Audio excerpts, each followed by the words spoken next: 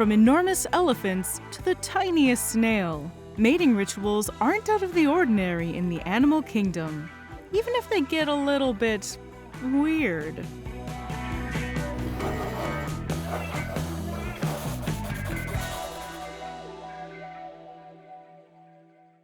Hi, I'm Danielle Dufault, and you're watching Animalogic. For an animal who regularly snacks on aphrodisiacs, the crab-eating macaque has a rough time when mating. Males who show dominant behaviors rarely encounter issues when attempting to find a mate. They will chase away other males trying to pursue the female they have selected and get extremely protective. When a successful copulation occurs, it has even been observed that males will stay with the female and guard her during her entire phase of fertility.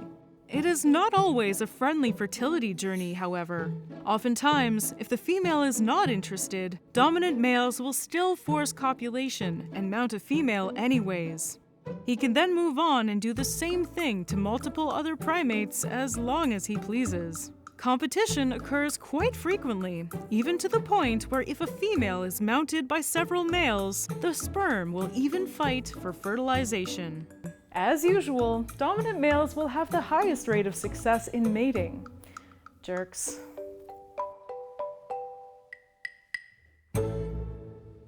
Researchers have observed a few different mating behaviors in toads, and one of them starts with a meetup spot. Adult toads typically live on land, but when it's mating season, they rush to inhabit lakes and ponds.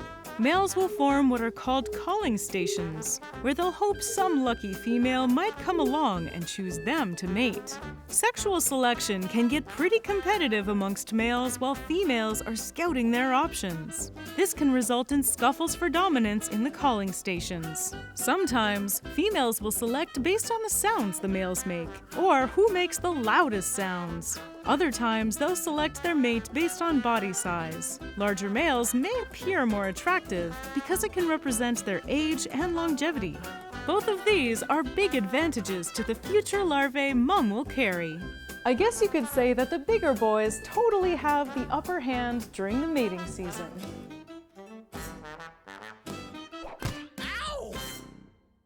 Despite having an extensive Kama Sutra, snails are partial to two styles of mating: face-to-face and shell mounting. There are also multiple ways that snails can approach these techniques, as most of the species happen to be hermaphrodites. This means that they have both male and female reproductive organs. During the time of mating, sometimes the snails will even switch roles after a round of copulation. The male will become female, and the female will become male, in order to try different approaches to the act.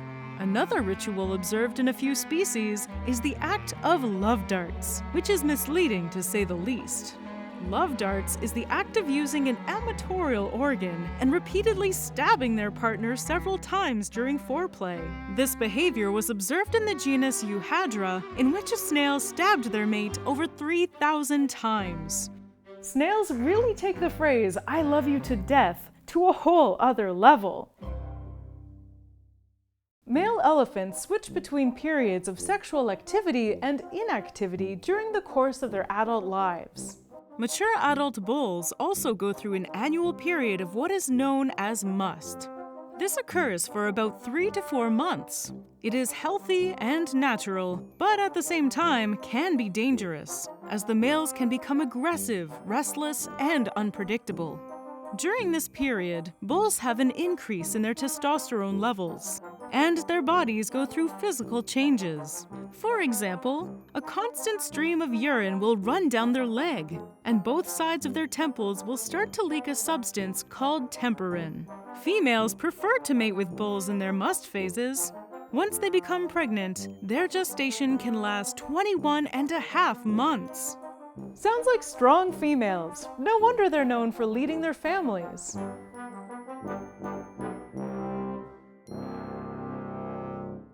Locusts are the exhibitionists of the insect world. Sperm competition is a problem for many males attempting to find a mate. If a male has already copulated with a female before he's arrived, the previous male will likely father most of her offspring.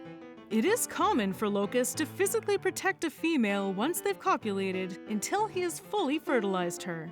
Some species of locusts have the ability to block his mate's reproductive duct with what is known as a spermatophore, or a mating block, which looks like small white bumps. This prevents any other competitive males from fertilizing a female who's already been mated with. There is also a sex pheromone, known as phenylacetonitrile, which can repel rival males as well as enhance mate guarding. So what do you guys think? Toxic, overprotective behavior, or a grand romantic gesture? Tortoise males need a bit of help to get in the mood for copulation. Once mounted, the female's short tail has to enter the male's cloaca in order to help stimulate his penis to become erect. The female's tail will usually have grooves, which helps her counterpart get ready for action, ribbed for his pleasure. While all of this seems like an adventurous and elaborate setup, the act itself is pretty much as you'd expect. Slow, smelly, and pretty gross. Это очень жестко прям.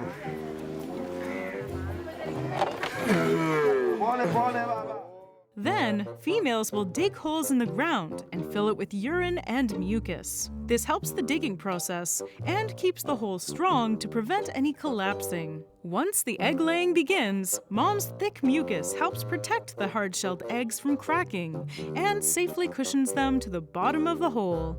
This just proves once and for all that mothers will do anything for their babies, even the really gross stuff.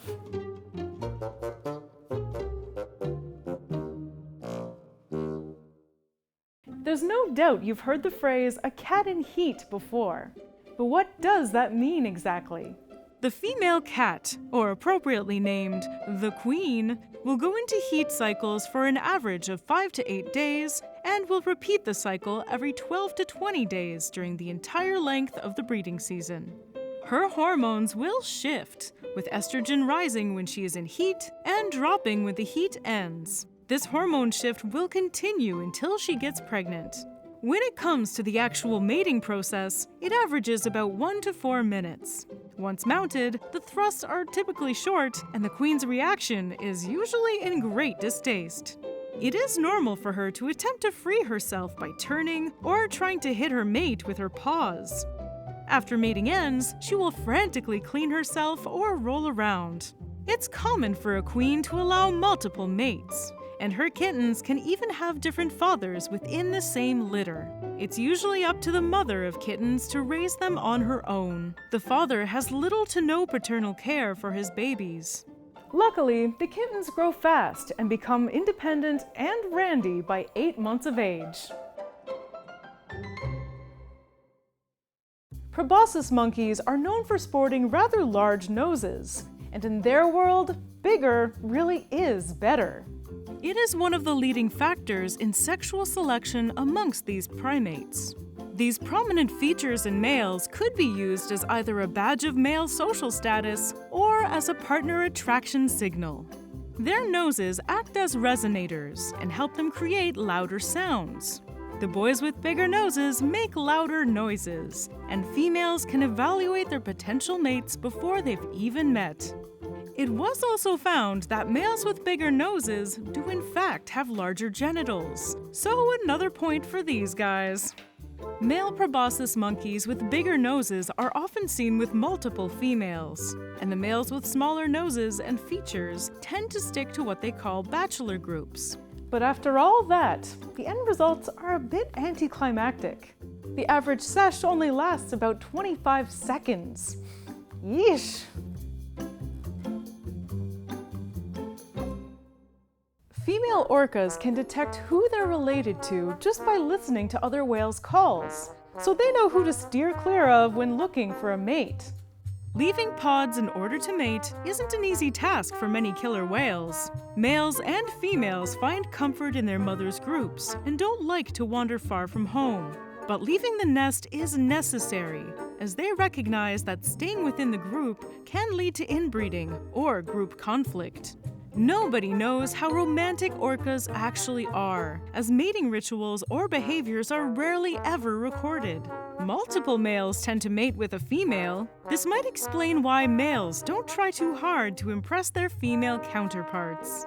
Come on, he can't even woo her with a nice orca pun? Will you be mine? No? Finally, one of the weirdest mating rituals you'll ever see is from the rhinoceros beetle. Just like many of the species covered today, big body parts on the rhino beetle help increase mating opportunities. The bigger and more exaggerated horns on a male will give it a leg up in terms of fighting power. These larger males are often caught up in fights that take away from their mating time. Smaller males will attempt different ways to avoid confrontation with big males, by emerging earlier in the mating season or flying longer distances to find females. During copulation, males will mount the females and thrust into his mate. That is, if his genitals can reach hers. Like we said before, size really matters at times when it comes to animal mating. Physical length of the rhino beetle's penis might affect his ability to properly ejaculate his sperm into the female. Just because a male has a big body and the ability to fight off smaller males does not necessarily mean he has the equipment to successfully mate. It all comes down to size, but in a pretty particular region. Stay tuned for more episodes of Animalogic every week. Thanks for watching. See ya!